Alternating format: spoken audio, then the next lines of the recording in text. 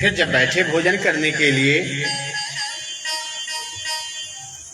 तो फिर बाबा जी लोग वही कारमात चालू कर दिए। मैया बिल्कुल संतुष्ट नहीं हुई ब्राह्मण भोजन से, घर में जाकर उदास होकर बैठ गए। राम जी गए, कहे क्या हुआ देवी, क्यों इतनी उदास हो? मैया ने कहा कि हमने कहा था कि ब्राह्मण बुलाइए, और ऐसे ब्राह्मण बुलाइए कि मैं जो बनाई हूँ सारे उसको ग्रहण करें। लेकिन आप तो ऐसे ब्राह्मण बुलाते हैं जो 2-4 पूरी खाते हैं और कहते हैं बस बस इससे अधिक नहीं हम खाएंगे। हाँ? अरे ऐसे ब्राह्मण बुलाइए जिनको मैं खिलाते खिलाते थक जाऊं, लेकिन वो बाबा लोग खाते खाते न थके, ऐसा ब्राह्मण बुलाइए। क्या इस पृथ्वी पर ऐसे ब्राह्मण हैं जो खाते खाते न थके, लेकिन मैं खिलाते खिलाते थक जाऊं? राम जी कहे इस पृथ्वी पर ऐसे भी ब्राह्मण हैं देवी, सोच लो। क्या सोच लिया, बुलाइए। राम जी ने तत्काल अगस्त मुनि का ध्यान किया, और जैसे ही अगस्त मुनि का ध्यान किया, अगस्त मुनि अयोध्या में आ गए। जैसे ही अगस्त मुनि अयोध्या में आए, अगस्त जी को मैया ने देखा। महाराज बड़े दुबले पतले बाबा थे, बहुत दुबले पतले। मैया ने कहा इन्हीं को बुलाए हैं? हाँ, ये दुबले पतले बाबा कितना खाएंगे? हाँ, ये दुबले पतले बाबा कितना खाएंगे? चलो। लेकिन ही मैया भूल गई कि गांव के वो कहावत हुए का पातर डेहरी अनके खान, जो डेहरी जितने पातर रह में अनाज उतने संभाला मारा, आज जो डेहरी ज्यादा मोट रहे उनमें अनाज बड़ा कम संभाला। यहाँ मैया भूल गई और कहीं ये बाबा कितना खाएंगे? बहुत खाएंगे, 2-4 पूरी खाएंगे, उसके बाद ये भी मना ही कर देंगे। चलिए इनका भी देख लेते हैं। बाबा अगस्त मुनि बैठ गए भोजन के द्वार पे। अब मैया थाली में भोजन सजा करके लाई, और जब बाबा के आगे रखी, अगस्त मुनि ने सबसे पहले राम जी को देखा। राम जी ने इशारा कर दिया कि अपनी लीला दिखा दो, अपनी लीला आप दिखा दो। जैसे ही हरा सिग्नल इधर मिला, अगस्त मुनि अब थाली के तरफ देखे। अब अगस्त मुनि ने जब थाली के तरफ देखा तो कहे देवी ये सब क्या लाई हो? भैया ने कहा बाबा एक कटोरी में सब्जी है, एक में राजमा है, एक में हलवा है, एक में दाल है, एक में खीर है, बीच में पूरी है। बाबा ने कहा ये बताओ देवी, इस दाल को मैं आंख में डालूं कि कान में डालूं? हाँ, ये जो एक कटोरी में सब्जी है इसको सर पे डालूं? हाँ, कहे क्या हुआ महाराज? बाबा ने कहा इस कटोरी से मेरा काम चलने वाला नहीं है। मैया को लगा कि अब मेरे योग्य ब्राह्मण आया है। मैया ने कहा बाबा आप शुरू करिए, हमने सोचा है कि आपको गरम गरम बना करके खिलाती जाऊंगी, आप पाएं, आरंभ करें। देखिए अब अगस्त मुनि का अखंड भोजन आरंभ हो रहा है। पहले दिन कितने बजे आरंभ हुआ है? दिन के 9 बजे। पहले दिन के 9 बजे भोजन आरंभ हुआ। दोपहर के 12 बज गए, भोजन चल रहा है। तीसरे पहर के 3 बज गए, भोजन चल रहा है। सायंकाल के 6 बज गए, भोजन चल रहा है। रात्रि के 9 बज गए, भोजन चल रहा है। मध्य रात्रि के 12 बज गए, भोजन चल रहा है। भोर के 3 बज गए, भोजन चल रहा है महाराज। फिर प्रातः 6 बज गए, अखंड भोजन चल रहा है इनका। मैया बना रही है, बाबा भोजन कर रहे हैं। एक दिन बीत गया, दूसरा दिन आरंभ हुआ। दूसरे दिन भी बाबा भोजन कर रहे हैं, दूसरा दिन भी बीत गया। तीसरा दिन आरंभ हो गया, तीसरे दिन भी बाबा भोजन कर रहे हैं। मैया अब थकने लगे। भाई 3 दिन और 3 रात जो आटा गूंधेगा, बनाएगा, थक तो जाएगा ही। हाँ, आजकल तो माता जी लोग अगर 1 घंटे किचन में खड़ी हो जाती हैं तो पति जी से शिकायत करने लगती है, वही रख लीजिए, हम लोग बना नहीं पाएंगे भोजन, हमके भोजन बना के खाते ले आइल वाला। हाँ महाराज, अनेक प्रकार के प्रश्न उठने लगते हैं। लेकिन आज 3 दिन 3 रात हो गए मैया को बनाते बनाते, अब मैया भी थक गई हैं। अब जब मैया थक गई तो मैया ने तत्काल रिद्धि सिद्धि को बुला दिया। अब रिद्धि सिद्धि भी आकर के अथक परिश्रम की। 2 दिनों तक वो लो बनावल लो। महाराज जब 5 दिन हो गए तो रिद्धि सिद्धि भी थक गई। तो मैया को बड़ा तेज गुस्सा आया कि बाबा बैठ गई बाने खाए खाती तो उठे के नौवे नहीं खन ले। बाबा बैठ गए बाने, आज 5 दिन हो गई, 5 रात ही हो गई भोजन कर, कि बाबा के प्यास उस लिखे लागत का। मैया करके कही महाराज प्रणाम, अरे भोजन के साथ बीच बीच में पानियों पियल जाला। हाँ, बीच बीच में पानियों पियल जाला। बाबा का भोजन चल रहा है। बाबा ने कहा देवी चिंता न करो, जब मेरा आधा भोजन हो जाएगा तो मैं तुमसे पानी मांग लूंगा पीने के लिए। मैया के पारे हाथ लगा ली कि दादा 5 दिन 5 रात ही हो गए भोजन करत, अब यहाँ के आधा भोजन नहीं के भाई। कौन पेट हुए। तत्काल अब अंदर जा रहे, देख रहे रिधियो सिद्धि थक गई वालों। अब तत्काल अब गणेश जी को बुलाए। गणेश जी आए, ये भी बेचारे अब बनाने लगे, आटा गूंथने लगे। यो 1 दिन 1 रात परिश्रम किए। 6 दिन बीत गया, 7वां दिन आरंभ हो गया। अब सब जाने थक गए। माता सीता थक गई, रिद्धि सिद्धि थक गई, गणेश जी थक गए। 7वें दिन का भोजन चल रहा है। मैया जाकर के कमरे में बैठ गई। राम जी आए, कहे अरे देवी तुम अंदर बैठी हो, ब्राह्मण भोजन कर रहे हैं, तुम यहाँ बैठी हो। हाँ, अरे कुछ कमी बेसी होगा तो कौन पूछेगा। मैया कहेंगे अरे जायदी बाबा ब्राह्मण बाने, अरे कौन प्रेते से कम बाने। हाँ, राक्षस लागत है, ब्रह्म राक्षस लागत है, वो ब्राह्मण हुआ। 7 दिन 7 रात हो गए भोजन करत, उनका भी आधा भोजन ये नहीं खे भाई। हाँ, कहने कौन पेटा हुए। मैया बड़ा गुस्से में बोली। राम जी कहे क्या हुआ ये बताइए। हमने कहा था कि आपसे कि ब्राह्मण बुलाइए, कोई राक्षस मत बुलाइए। किससे ब्राह्मण बुलाइए। राम जी कह रहे भाई अगस्त मुनि ब्राह्मण हैं, याद करो तुमने क्या कहा था कि ऐसा ब्राह्मण बुलाइए कि मैं खिलाते खिलाते थक जाऊं, उनका भूख तृप्त करो। आधे पेट तो नहीं उठाओगी। अब आ करके हार पाँच के अब फिर करने लगे लोग। राम जी आए, द्वार पे सबका हालत देख रहे हैं। तब अगस्त मुनि को तुलसी दल दिए महाराज।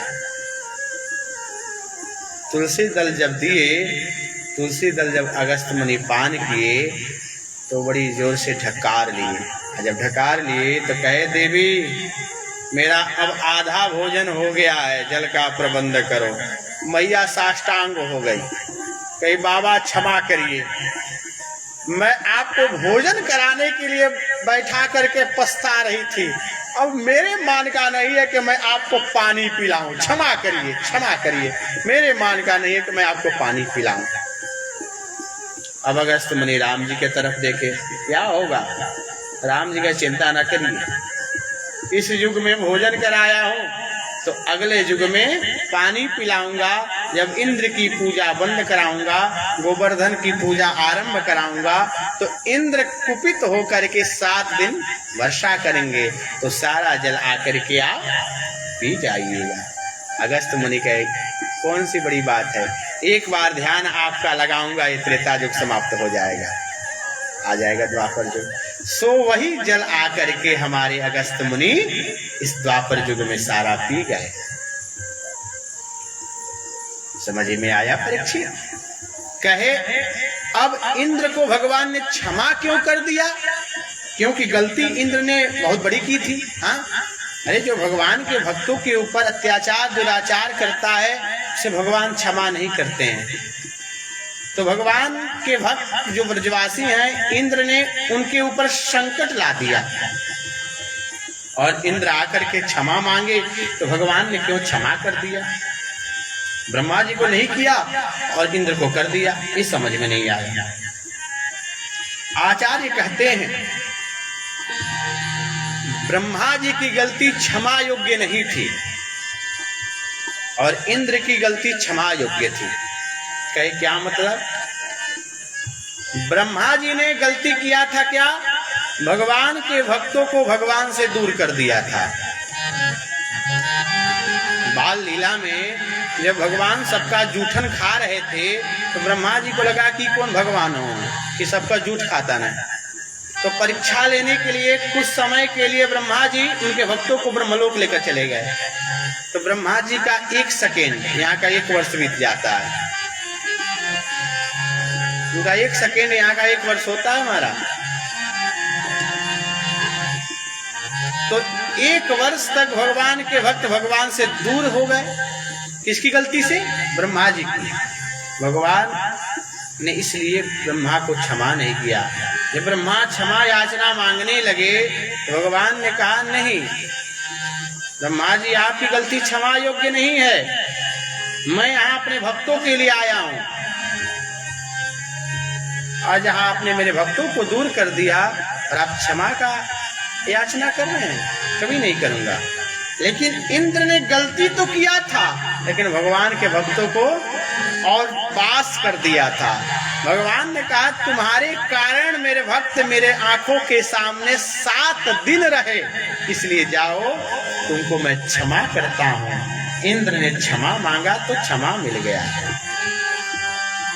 समझ में आया परीक्षित? परीक्षित महाराज समझे। उसके बाद से कहते हैं देखो धीरे धीरे समय बीतने लगा। आज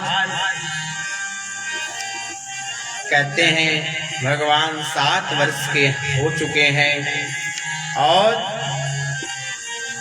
आज भगवान निधिवन में जा पहुंचे।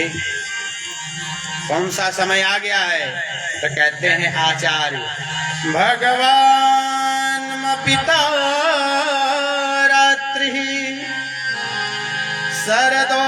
शरदोत्फुल्ल मल्लिका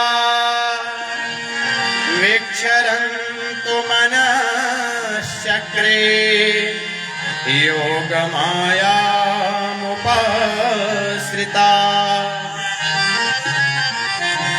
भगवान पिता रात्रि शरदोत्फुल्ल मल्लिका वीक्षरन्तु मनश्चक्रे योगमायामुपश्रिता। कौन सा समय आ गया? कहते हैं शरद पूर्णिमा की रात्रि आ गई। शरद पूर्णिमा कब पड़ता है? कहते हैं आश्विन मास के शुक्ल पक्ष की पूर्णिमा की रात्रि ही शरद पूर्णिमा रात्रि है। महाराज रात्रि के दिन जो चंद्रमा उदय होते हैं उस दिन रात्रि काल में खीर बना करके पीतल के पात्र में ऊपर रखा जाता है, छत के किसी पात्र से ढक करके, और रात्रि भर चंद्रमा के सानिध्य में उस खीर को छोड़ दिया जाता है और सुबह उसको पान किया जाता है। वह खीर कैसा हो जाता है? अमृत हो जाता है महाराज। उसको पान करने वाला व्यक्ति कभी क्षय रोग का मरीज नहीं होता, हार्ट का पेशेंट नहीं होता, उसकी रक्त हमेशा स्वच्छ रहते हैं, फोड़ा फूसी इत्यादि नहीं होता है वह खीर प्राप्त करने से, पानी से। तो आज देखो वही रात्रि आ गई। क्या? शरद पूर्णिमा की रात्रि। आज भगवान निधिवन में पहुंचे, कदम के वृक्ष के नीचे बैठे और अब बंसी बजा रहे हैं। बंसी विभूषित करा नवनीरदाभा पीतांबरादर गरुडबिम्बफलाधरुष्ठा पूर्णेन्द्र सुंदर मुखा दरविन्द्र नेत्रा कृष्णात् परं किमपि तत्त्वमहं न जाने। आज आचार्य सुखदेव बहुत सुंदर वर्णन करते हैं। क्या? श्यामं हिरण्य परिधे वनमाल्यवह्यः धातु प्रवाल नटवेश मनोव्रतांसे विन्यस्तहस्तमितरेण धनोजमञ्जः कर्णौ पलापकलपोलमुखाब्जहासः। हे राजन परीक्षित, देखो भगवान निधिवन में बैठे हैं, किस प्रकार लग रहे हैं। मेरे कृष्ण श्याम वर्ण के हो गए हैं, कृष्ण की कांति गौर वर्ण की हो गई है। आज मेरे ठाकुर निधिवन में बैठ करके बंसी बजा रहे हैं। जितनी वृक्ष की गोपियां हैं सभी ने 16 श्रृंगार करके निधिवन की तरफ जाने लगे। आज भगवान क्या कहते हैं? स्वागतम नो महाभागा अस्यां करवाम किम यन्नो दृक्षया प्राप्तः उपपन्नामिदं हि वः। आज भगवान देख रहे हैं, कहते हैं स्वागत है आपका। आज सारी गोपियां अपने सारे कार्यों को त्याग करके निधिवन में पहुंची। एक गोपी अब उस निधिवन में जाने को तैयार हो रही है, तभी उसके पति ने उसको पकड़ लिया। देखिए, ये महाराज का प्रसंग चल रहा है। भागवत के जो 10वां स्कंद है ना, देखिए भागवत में 12 स्कंद हैं। 12 स्कंदों में जो 10वां स्कंद है ये भगवान का हृदय है महाराज। अगर अपना सद्गति चाहते हो, एक बात जान लो, कथा सुनने के बाद यह नियम बना लो। क्या? कि नित्य हमें भागवत के 10वें स्कंद के एक श्लोक को वाचना है। अगर तुम नियम बना लेते हो तो तुम्हारा कल्याण हो जाता है। देखिए, नियम की बात आई, एक प्रसंग याद आ गया। किसी गांव में कथा हो रहा था, तो समस्त ग्रामवासी कथा सुनते थे। नियम से 7 दिनों तक कथा सुना। 7वें दिन महाराज जी ने व्यास मंच से कहा कि समस्त ग्रामवासियों ने कथा सुना है, आज इस व्यास मंच से कुछ मैं मांग रहा हूं, सभी लोग देंगे ना? समस्त ग्रामवासियों ने कहा कि जो आप मांगेंगे हम लोग देने को तैयार हैं। व्यास मंच से व्यास जी महाराज ने कहा कि आप लोगों से मैं एक नियम मांगता हूं, एक वचन मांगता हूं कि आज से आप लोग कोई एक नियम बना लो। क्या करोगे? यही वचन दे दो। सभी लोगों ने वचन ले लिया, अपना नियम बना लिया कि सुबह उठ करके हम लोग प्रतिदिन भगवान का नाम लेंगे। कोई कहा कि हम लोग भागवत को रोज पढ़ेंगे, किसी ने कहा कि संकीर्तन करेंगे। सभी लोगों ने कुछ ना कुछ नियम ले लिया। उसी गांव में एक सेठ जी रहते थे। गांव का हर व्यक्ति आता था कथा सुनने के लिए, लेकिन सेठ जी किसी दिन नहीं आए। थोड़े लोभी थे सेठ जी। गांव वालों ने कहा कि महाराज जी, एक सेठ जी का घर है, सेठ जी कथा में एक भी दिन नहीं आए हैं, हम लोग चाहते हैं उनसे भी कोई आप नियम लीजिए। कहे भाई, इसको जब कथा में नहीं आए तो कैसे नियम लेंगे, बुलाओ। किसी ने जाकर सूचना दिया सेठ जी से कि ऐसा है, महाराज जी ने आपको बुलाया है। सेठ जी पता नहीं क्या सुने सोचे और महाराज जी के पास आ गए मिलने के लिए। प्रभु की कृपा हो गई कि बातों का सम्मान किया, आ गए। महाराज जी के सामने बैठे। महाराज जी ने कहा कैसे हैं? सेठ जी ने बड़ा बढ़िया से बात किया। बात करते करते व्यास जी ने कहा कि मैं आपसे एक नियम लेना चाहता हूँ, वचन लेना चाहता हूँ। क्या आप मेरे वचनों का मान रखेंगे, नियम लेंगे? सेठ जी ने कहा जरूर। तो व्यास जी ने कई प्रस्ताव रखे। तो सेठ जी ने कहा कि देखिए यह सब हमसे हो नहीं पाएगा, लेकिन हम एक बात कहें आपसे। कहे क्या? तो देखिए भजन कीर्तन हमसे हो नहीं पाएगा, कथा वथा हम पढ़ नहीं पाएंगे। हमारे दरवाजे पे एक कुम्हार रहता है, कुम्हार। आपसे यही हम वचन लेते हैं, नियम अपना रखते हैं क्या कि मैं नित्य उसी कुम्हार का दर्शन करूंगा और दर्शन करके ही मैं मुख में पानी डालूंगा। यही मेरा नियम होगा, यही मेरा नियम होगा कि मैं उस कुम्हार का जब तक दर्शन नहीं करूंगा तब तक मुख में पानी नहीं डालूंगा। महाराज कहे ठीक है चलो, अब इससे आगे कुछ कहना उचित नहीं रहेगा। क्या पता इसके बाद हमारी कोई बात को माने ही नहीं। इज्जत बचाना है तो बस यही शांत हो जा। कहे कुछ तो मान रखा हमारा। सेठ जी चले गए, व्यास जी भी चले गए। अब सेठ जी अपना नियम का पालन करने लगे। कुम्हार का मुख देखते थे, पानी पीते थे। धीरे धीरे 12 वर्षों तक जय राधे राधे गोविंद गोविंद राधे, जय राधे राधे गोविंद गोविंद राधे राधे गोविंद गोविंद राधे, जय राधे राधे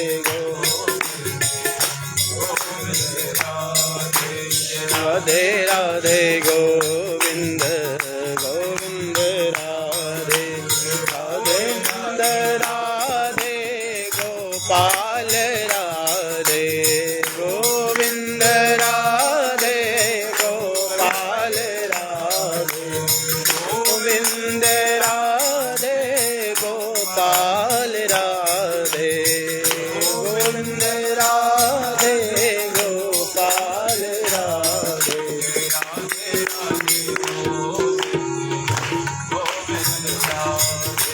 राधे राधे गोविंद गोविंद राधे राधे राधे गोपाल राधे गोविंद राधे गोपाल राधे राधे राधे गोविंद गोविंद राधे, जय राधे राधे गोविंद गोविंद राधे राधे राधे गोविंद गोविंद राधे राधे राधे गोविंद राधे गोविंद राधे गोपाल राधे गोविंद राधे गोपाल राधे, जय राधे राधे गोविंद गोविंद राधे, जय राधे राधे गोविंद गोविंद राधे गोविंद राधे गोविंद राधे। बोले भक्तवत्सल भगवान की। सेठ जी अपना नियम बना लिए, नित्य दर्शन करते थे और तभी जलपान करते थे। महाराज यह नियम बना करते करते इनको 12 वर्ष हो गए। 12 वर्षों तक नियम का पालन किया। कहीं या एक दिन के लिए बाहर गए, और जब बाहर गए तो रात्रि काल बेला में वहीं पर रुकना पड़ा। और जब रुके तो इनको बड़ी चिंता हुई कि भाई कल जब तक कुम्हार का मुख नहीं देखेंगे जल कैसे पिएंगे। महाराज सुबह ही क्या हुआ, वहां से चले और भागे घर पे आए। घर पे आते आते 10 बज गए थे।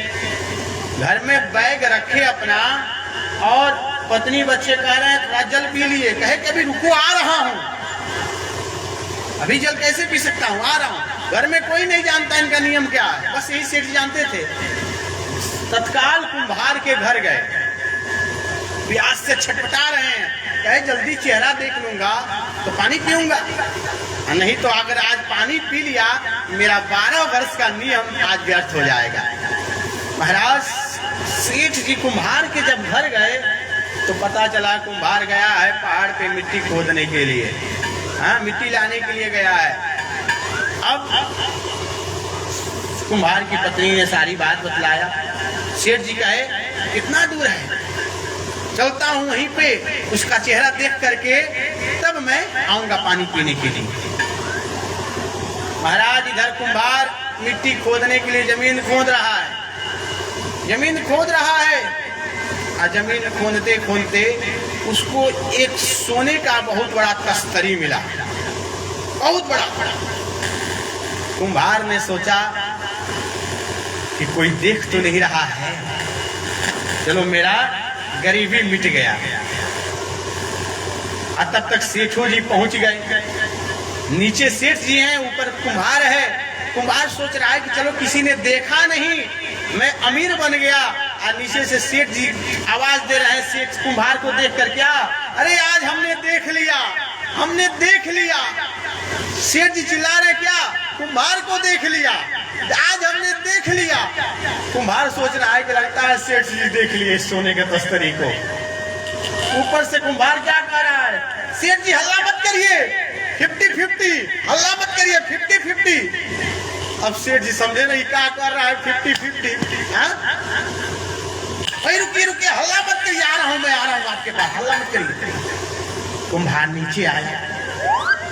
कुम्हार का हल्ला मत करिए, आपने देख लिया। सेठ जी ने कहा हाँ भाई हमने देख लिया, देख लिया ना, हाँ भाई हमने देख लिया ना। सेठ जी जान रहे हैं कि क्या देखा, ना कुम्हार जान रहा है क्या देखा, लेकिन दोनों लोगों ने समझ लिया कि इन्होंने देख लिया। अब जब कुम्हार कहा जब देख ही लिए तो आइए हमारे साथ चलिए। अब कुम्हार सेठ जी का हाथ पकड़ करके लेकर गया जहां मिट्टी खोद रहा था। वहां सोने की तस्तरी बहुत बड़ी थी। कुम्हार ने कहा जब सेठ जी आप देख लिए तो चलिए 50-50, आधा आप ले लीजिए, आधा हम लेते हैं, हमारी भी दरिद्रता समाप्त हो जाएगी, आप भी प्रसन्न रहेंगे। चलिए आपने देख लिया।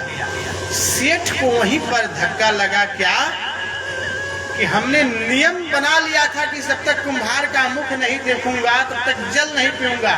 अगर 12 वर्ष तक नियम से कुम्हार को देखा तो परमात्मा ने इतना सोना दे दिया। अगर सत्य में अगर मैं शुरू से अगर भगवान को देखा रहता, भजन किया रहता, तो भगवान हमको कहां से कहां तक ले गए रहते।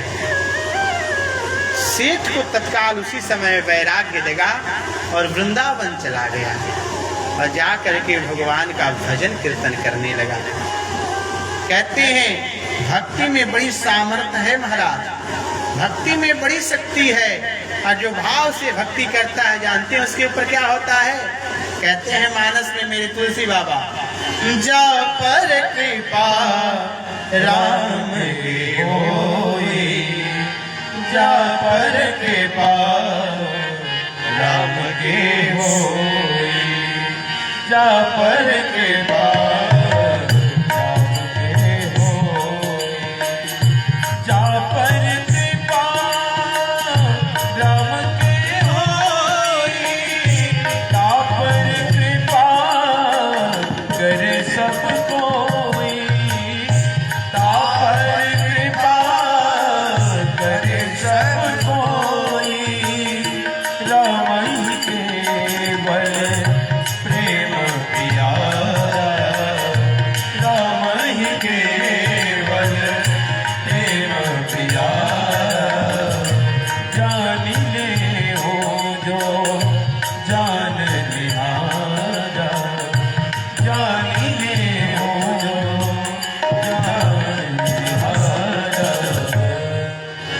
कहते हैं जो भक्ति से भगवान को भजता है उसका कल्याण हो जाता है।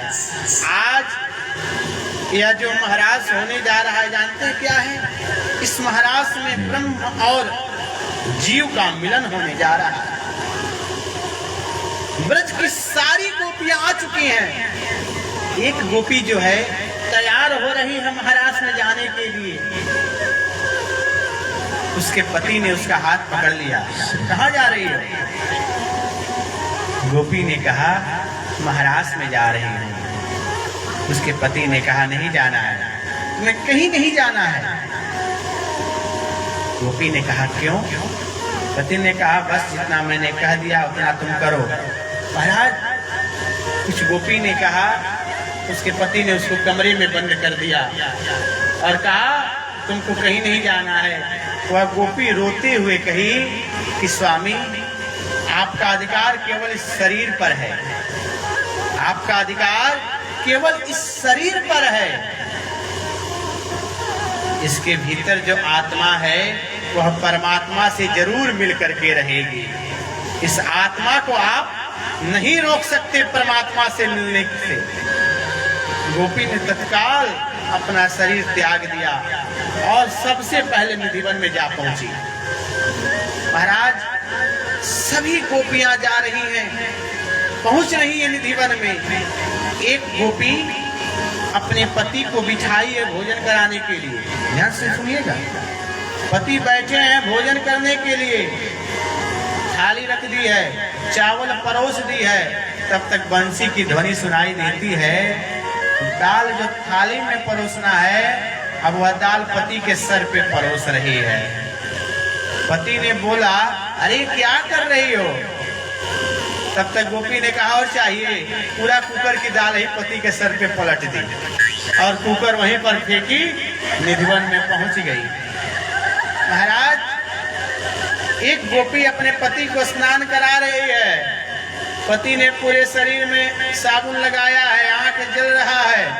पति पानी के लिए चिल्ला रहे हैं पानी लाओ। गोपी पानी रख कर भूल गई और निधिवन में पहुंच गई। जब सारी गोपियां निधिवन में पहुंची, इधर ब्रह्मलोक से ब्रह्माणी आ गई, वैकुंठ से माता लक्ष्मी आ गई, आ जा रही है। मैया ने कहा महाराज में जा रही हूँ, वृंदावन जा रही हूँ, निधिवन जा रही हूँ। उस महाराज में क्या होगा? बताया उस महाराज में कृष्ण रहेंगे और सारी गोपियां रहेंगी। कृष्ण के साथ महाराज होगा। बाबा ने कहा तो हमको भी इस महाराज में लेकर चलिए, हम भी इस महाराज में चलेंगे। मैया ने मना कर दिया कि ना ना, पुरुष केवल कृष्ण एक हैं और तो सारी गोपियां हैं, स्त्रियां हैं। बोले बाबा ने कहा तुम मुझे भी पुरुष से स्त्री बना दो, लेकिन लेकर के उस महाराज में चलो। मैया ने कहा लोग क्या कहेंगे? बाबा ने कहा जमाने से कौन डरता, लेकिन इस महाराज में लेकर के हमको भी चलो। आज जब बाबा कहने लगे तो मैया ने कहा ठीक है, मैं आपको पुरुष से स्त्री तो बना देती हूँ, लेकिन अगर पकड़े गए तब क्या होगा? कहे इसका चिंता न करो, मैं ऐसा नाटक करूंगा कि मैं पकड़ा ही नहीं जाऊंगा। मैया ने बाबा को पुरुष से स्त्री बना दिया। जरा विचार करो यह महाराज कैसा होगा जिस महाराज में भोलेनाथ को पुरुष से स्त्री बनना पड़ा और आज मैया के साथ चल दिए। क्या देखिए आचार्य कहते हैं क्या, एक दिन ओ भोले भंडारी बन करके ब्रज नारी रस में आ गए हैं, रस में आ गए हैं। पार्वती जी मना के हारी, नाय माने त्रिपुरारी रस में आ गए हैं, आ गए हैं। एक दिन वो भोले भंडारी बन करके ब्रज नारी रास में आ गए हैं, रास में आ गए हैं। पार्वती जी मना के हारी, नाय माने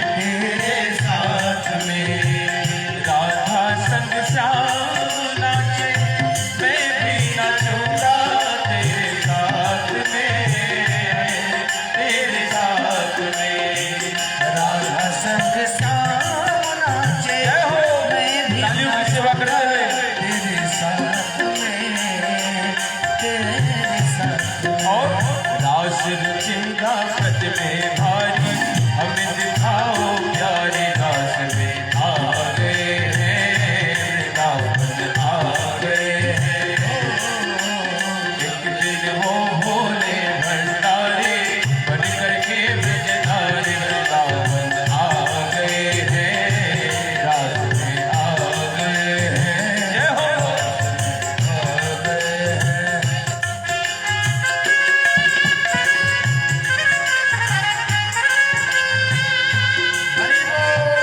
तालियों की सेवा करते हुए सभी से आग्रह है।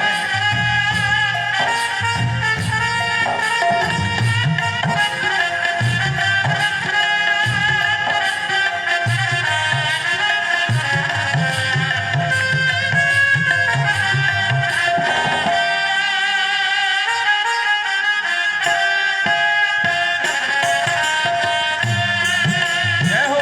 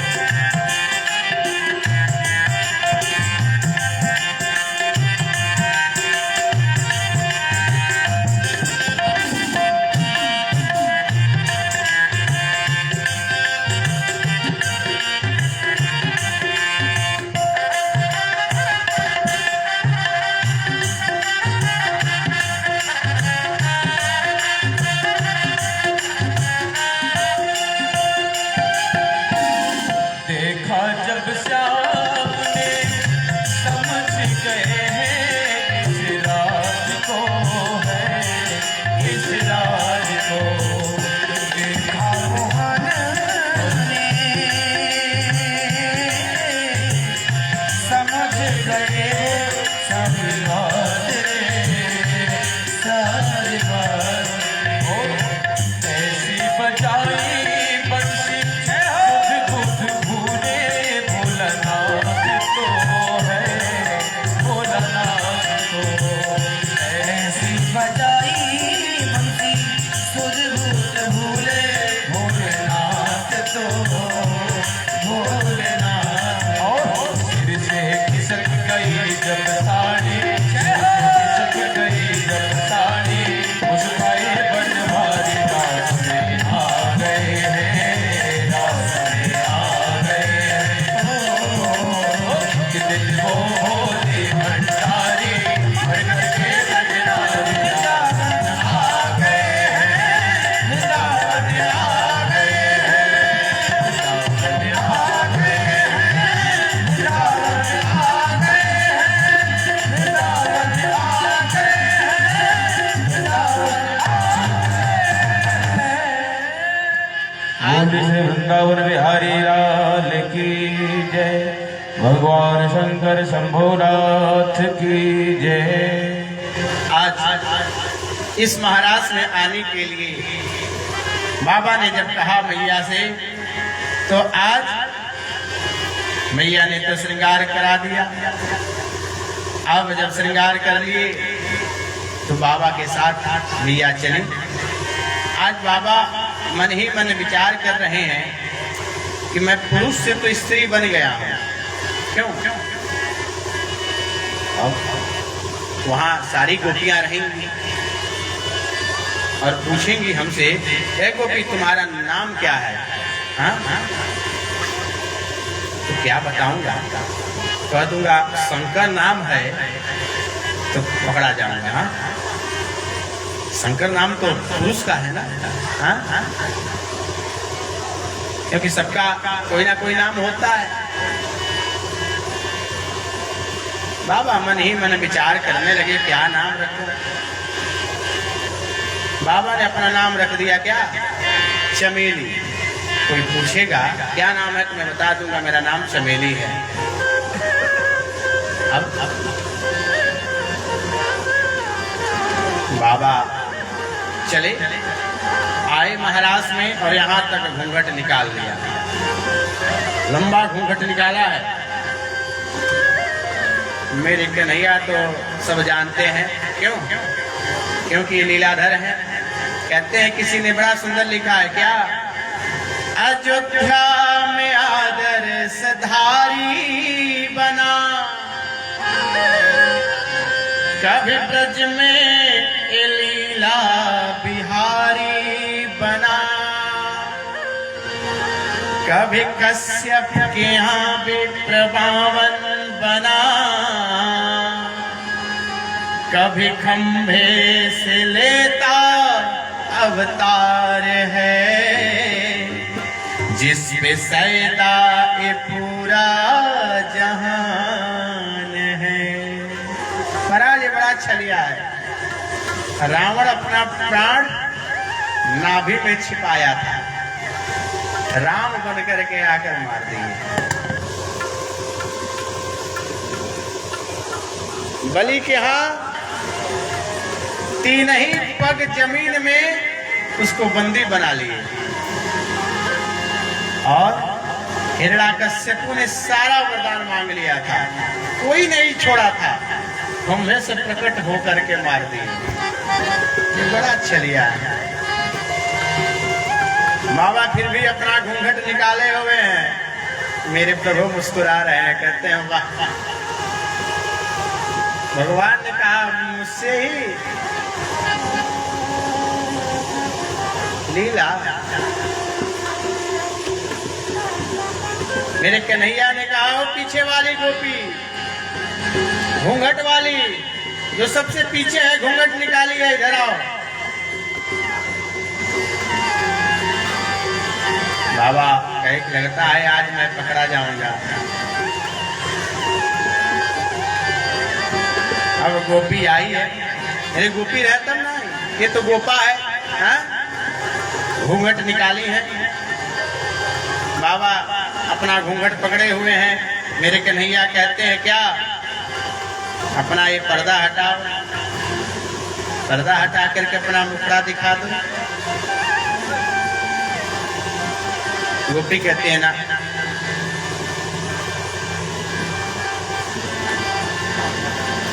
क्या कहते हैं, जरा पर्दा हटाओ, ए मुखड़ा दिखाओ, अरे हम तुम पे मरने वाले हैं, कोई गैर नहीं। अरे हम तुम पे मरने वाले हैं, कोई गैर नहीं। अरे हम जसोदा माँ के लाले हैं, कोई गैर नहीं। अरे हम जसोदा माँ के लाले हैं, कोई गैर नहीं। पाले पड़ी है गोरी आज नंदलाल की, पाले पड़ी है गोरी आज नंदलाल की, पाले पड़ी है गोरी आज नंदलाल के, पाले पड़ी है गोरी आज नंदलाल के। अरे हम तो तुम पे मरने वाले हैं, कोई गैर नहीं। अरे हम जसोदा माँ के लाले हैं, कोई गैर नहीं। अरे हम जसोदा माँ के लाले हैं, कोई गैर नहीं। अरे हम जसोदा माँ के लाले हैं, कोई गैर नहीं।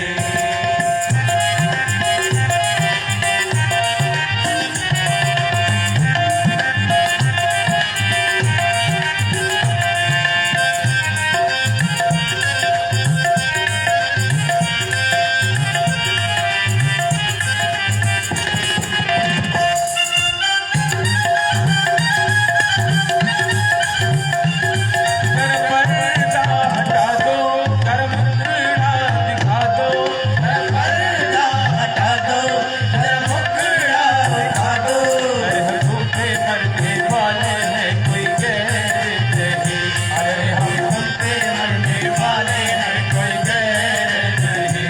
ओ जसोदा माँ के लाले हैं, कोई गैर नहीं। अरे हम यशोदा माँ के लाले हैं, कोई और नहीं। हम तुम पे मरने वाले हैं, कोई गैर नहीं। अरे हम तुम पे मरने वाले हैं, कोई गैर नहीं। आज जब कन्हैया कहने लगे घूंघट हटाओ, गोपी मना कर रही, ना घूंघट नहीं हटाऊंगी। मेरे प्रभु कहे आज तो घूंघट में हटा करके ही रहूंगा। ये अपना घूंघट बड़ी जोरों से पकड़े हैं भोले बाबा। क्यों? क्योंकि अगर आज ये घूंघट हट गया तो सारा भेद खुल जाएगा, और जब भेद खुल जाएगा तो लोग क्या कहेंगे कि भोलेनाथ भी पुरुष से स्त्री बन गए थे इस महाराज में आने के लिए। महाराज, ये रास पंचाध्याय की कथा चल रही है। भागवत के जो ये 5 अध्याय हैं दसम स्कंद के, 28 से 32 अध्याय तक, दसम स्कंद के 28वें अध्याय से 32वें अध्याय तक जो यह 5 अध्याय हैं भगवान के पंच प्राण हैं। आज मेरे कन्हैया ने कहा ठीक है, नहीं हटाओगी? कहना क्या करते हैं मेरे कन्हैया, ठीक है तब नहीं दिखाना चाहती हो अपना चेहरा? अरे भाई हम कोई गैर नहीं है, मैं नंद बाबा का छोरा हूँ। कहे कोई भी हो, मैं अपना चेहरा नहीं दिखाऊंगा। कहे ठीक है तब जाओ, दूर खड़ी हो जाओ। और मेरे प्रभु सावधान हो गए और क्या किए, वंशी विभूषित करा नवनीर दाभा, पीतांबरा दरुण बिंब फला दरुष्ठा। भगवान ने ऐसा बंसी बजाया, बंसी का ध्वनि सुनते ही भोले बाबा अपना सुख बुद्ध खो बैठे और भूल गए कि मैं यहाँ गोपी बन करके आया हूँ। भगवान बंसी का ध्वनि सुनते ही नाचने लगे। जब नाचने लगे बाबा के सर से जो यह साड़ी थी खिसक गई, और जैसे खिसकी सबके सामने आ गए भोलेनाथ। अब सारी गोपियां हंसने लगी, कहने लगे अरे तो गोपी नहीं गोपा है, हाँ ये तो गोपी नहीं है। मेरे भोलेनाथ कहे प्रभु आपके लीला को कोई नहीं पार कर सकता, आपकी जो माया को समझ ले वह माया से मुक्त हो जाए। भोलेनाथ ने वही प्रणाम किया और कैलाश पे चले आए। इधर भगवान महाराज जब आरंभ किया, महाराज आरंभ करते ही जितनी गोपियां थी सबके मन में मद हो गया, अहंकार आ गया। और एक बात बताऊं, जहाँ मद और अहंकार आ जाता है मेरे भगवान कभी वहां नहीं आते हैं। अगर भगवान को प्राप्त करना है अपने भीतर से मद और अहंकार को पहले समाप्त करो। देवता को प्राप्त करना है तो पहले स्वतः देवता बनो। क्यों? देवम भूत्वा देवम यजेत। पहले स्वतः जब देवता बनोगे तभी देवता को प्राप्त कर सकते हो। राक्षस बनोगे तो भगवान प्राप्त होंगे? कहते हैं देखो, जब भगवान ने महारास आरंभ किया तो जितनी गोपियां थी सबके भीतर मद हो गया। राधा रानी को ज्यादा अहंकार हो गया। क्या? राधा रानी को यह अहंकार हुआ, इतने लोगों को भगवान ने बुलाया है, इतनी गोपियों को बुलाया है, खाली नाच तो मेरे ही संग रहे हैं। मतलब अधिक स्नेह प्रेम हमसे ही है। जो या अगर यह सोचे कि भगवान हमारे हैं, ये तो हमारी मूर्खता है। क्यों? अगर हमारे ही केवल हैं, ये तो हमारी मूर्खता है। क्यों? भगवान तो सबके हैं। भगवान सबके भीतर वास करते हैं, बस वह हमारे भीतर सामर्थ्य नहीं है कि भगवान को हम देख सकें। जिस दिन वह सामर्थ्य आ जाए हम लोग इस दुनिया से परे हो जाएंगे, इस माया से परे हो जाएंगे। राधा रानी को अहंकार यह हुआ कि केवल भगवान मेरे साथ ही नित्य कर रहे हैं। भगवान ने कहा अच्छा, तुम्हारे इस मद को मैं दूर करता हूं। अभी क्या किया? राधा रानी को लेकर के एक निर्जन वन में चले गए। जब गए तो इनका मद और बढ़ गया। क्या?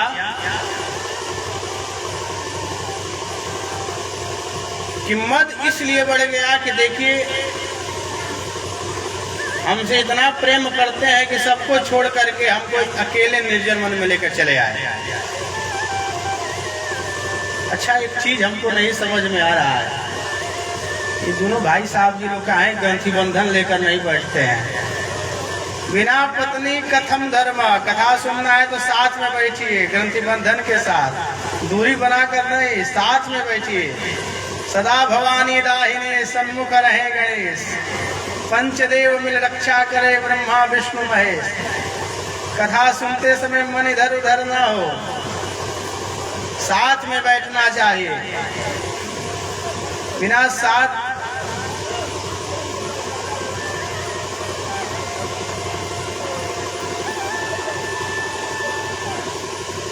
कहते हैं देखो, यहाँ राधा रानी को मद हो गया। जब मद हो गया तो भगवान ने कहा अच्छा, आगे जब चली राधा रानी तो भगवान से कहीं कि प्रभु अब हम चल नहीं पाएंगे, हमारे पैरों में दर्द हो रहा है। भगवान ने कहा तब? तो राधा रानी कहीं कि अपने पीठ पे हमको लेकर के यहाँ से चलिए। भगवान ने कहा तुम हमारे पीठ पे चढ़ोगी, ठीक है, मैं झुक रहा हूँ, तुम मेरे पीठ पर चढ़ जाओ। जैसे भगवान झुके, राधा रानी चढ़ने को तैयार हुई, भगवान वहीं से अंतर ध्यान हो गए। बोलिए बाल कृष्ण लाल की। वाह वाह, आज लग रहा है सभी लोगों ने भोजन किया है। हाँ,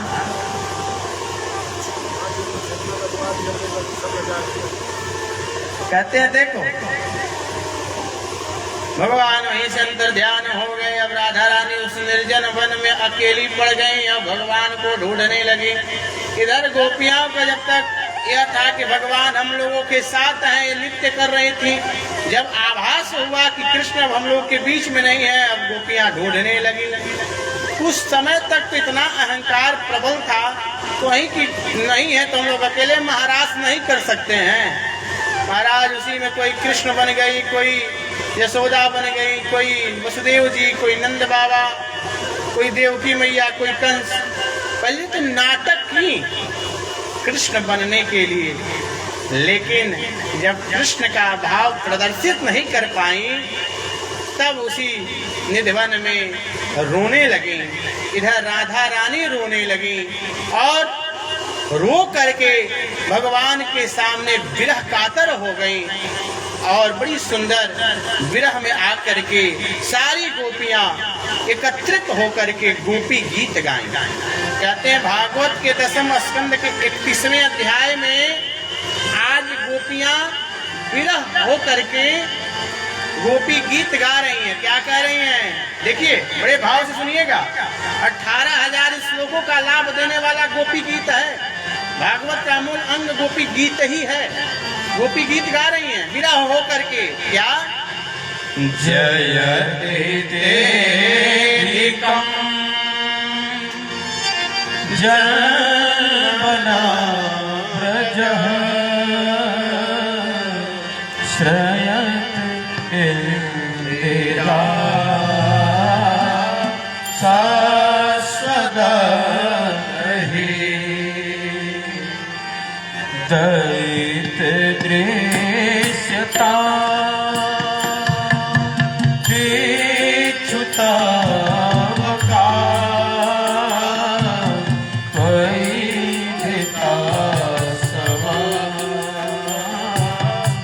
स्वामी चिन्वते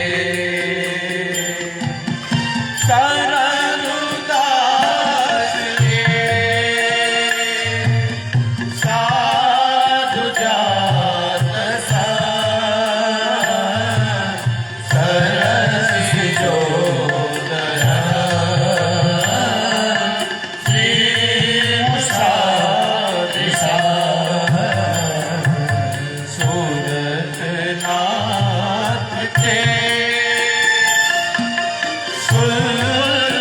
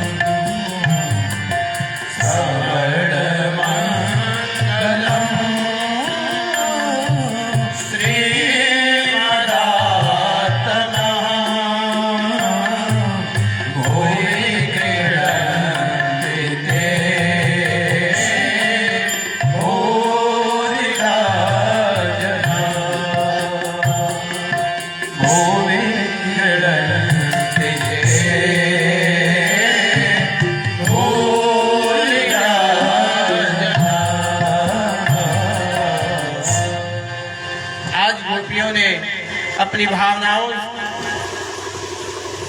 से कहा क्या, हे गोविंद, आपकी जन्म की वजह से ब्रजमंडल स्वर्ग से ज्यादा प्रिय बन गया। जयति तेज जन्म ना ब्रजः, आपके जन्म से पूरा ब्रजमंडल स्वर्ग बन गया महाराज। आप लोग वृंदावन गए हैं कि नहीं? वृंदावन गए हैं।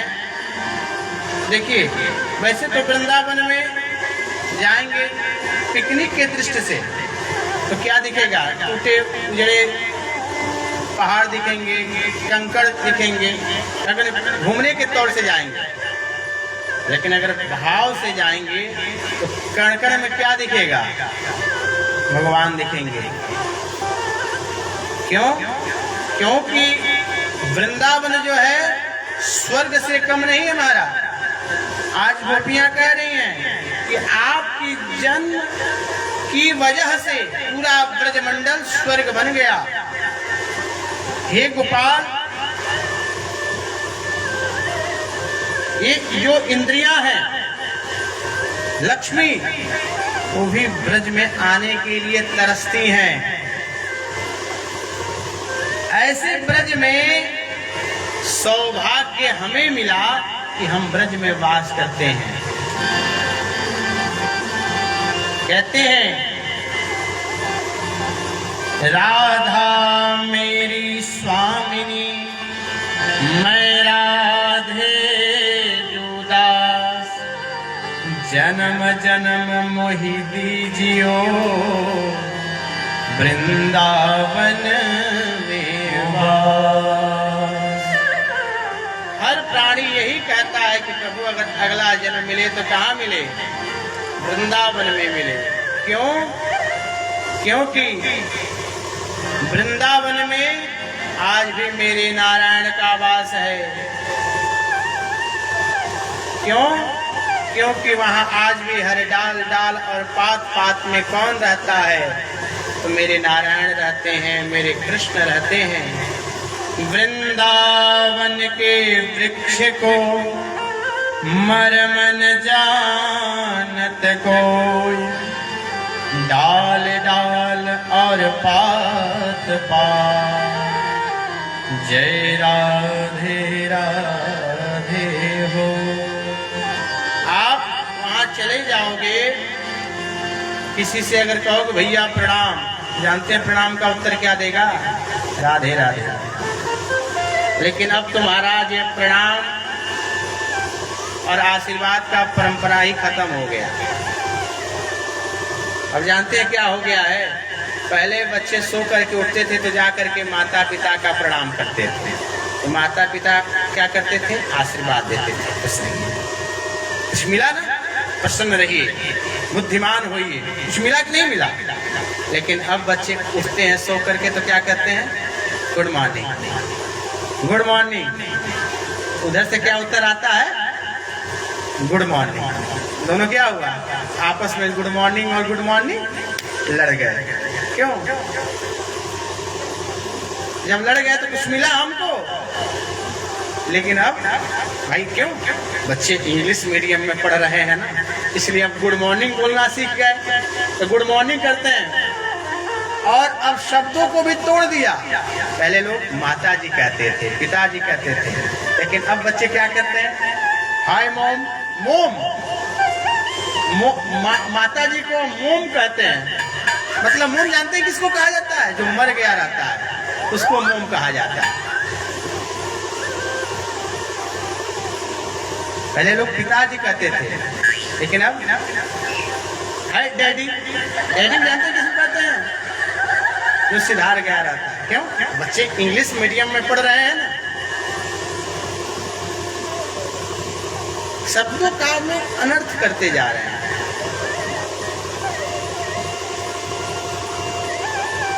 आज गोपियां कह रही हैं कि सौभाग्य हमें मिला, आपकी कृपा हुई कि इस ब्रजमंडल में वास मिला। लेकिन हे प्रभु, क्या गलती हमसे हो गया कि आप हमें छोड़ करके क्यों चले गए? गोपियां कहती हैं कि हमें विरह की रूपी अग्नि में जला करके आप क्यों भस्म नहीं कर देते, क्यों तड़पा रहे हैं। अरे जब ब्रजमंडल में कालिया नाग ने विषैले अपने विष को जल में छोड़ा, पूरा जल विषमय हो गया, तो आपने क्यों हम लोगों को बचाया, उसी जल को क्यों नहीं पीने दिया। जब पूरे ब्रजमंडल में आग लग गई तो आपने क्यों हम लोगों को बचाया, पूरी आग को क्यों पी गए, उसी आग में क्यों नहीं हमको जल जाने दिया, आकर के क्यों हमारी रक्षा की। हे गोपाल, आपने भयानक से भयानक राक्षस आए ब्रजमंडल में, सारे राक्षसों का आपने अंत किया, हम लोगों की रक्षा की, क्यों नहीं हम लोगों को मर जाने दिए।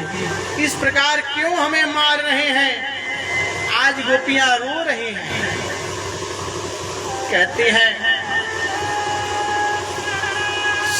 वही हालत हो गई है महाराज, सर्प के तरह। जिस प्रकार सर्प अगर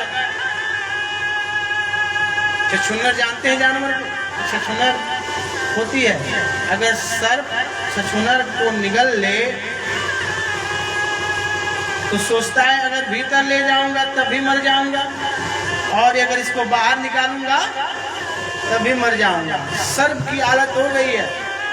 बीच मझधार में गोपियां पड़ी हैं और कहती हैं कि जो हालत वह सर्प की है वही हालत हमारी है। ऐसा है, आप हमें मार ही दीजिए, लेकिन इस तरह ना करिए। गोपाल, अगर आप सोचते हो कि गोपियां जो हैं आपके रूप, आपके धन को देख करके आपके पास आई हैं, तो नहीं, आपके धन और आपके रूप को देख करके गोपियां नहीं आई हैं।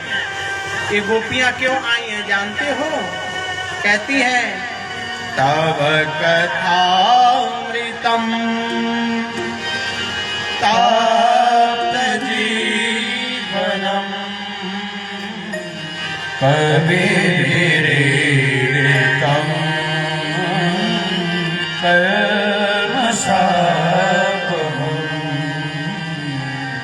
श्रवणमङ्गलम् श्रीमदाततम्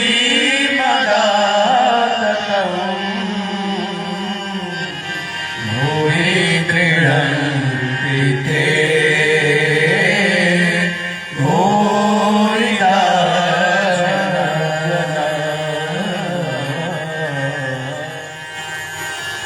अगर आप यह सोच रहे हो तो गलत है। आपके पास हम लोग क्यों आए हैं जानते हो? जो आपकी कथा है वह अमृत के समान है। आपकी कथा को सुन करके हम लोग आपके पास आए हैं कि जो कृष्ण कथा को सुन लेता है उसका जीवन अमर बन जाता है। क्यों? कहते हैं जो कृष्ण कथा को सुन ले उसका जीवन बन जाता है, उसका जीवन परिवर्तित हो जाता है महाराज। इसलिए हम लोग आपकी शरण में आए हैं और आप हमको छोड़ करके क्यों चले गए? तुम्हारी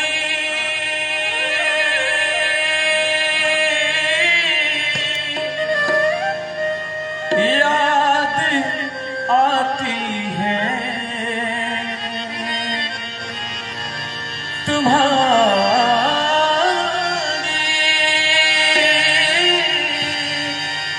याद आती है, बताओ क्या करें मोहन, तुम्हारी याद आती है, बताओ क्या करें मोहन, हमें इतना सताती है, हमें इतना सताती